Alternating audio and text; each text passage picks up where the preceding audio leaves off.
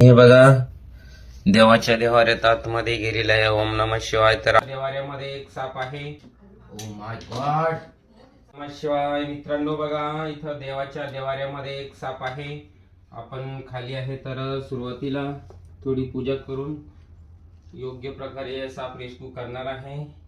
मित्रांनो बघा, सध्या पावसाळा चालू आहे तर साप कुठं कुठं येऊन बसतं काही भरोसाच नाही. त्याचप्रमाणे देवाच्या देवाऱ्यात एक साप आलेला आहे. Oh my God. हे बघा,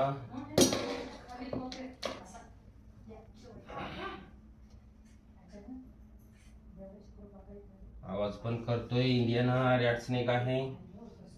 तर या सापाला आपण कोणत्याही प्रकारची इजा हानी नुकसान न होता एका प्लास्टिक बरणीमध्ये पॅक करणार आहे आणि निसर्गाच्या दिशेने त्वरित रिलीज करणार आहे.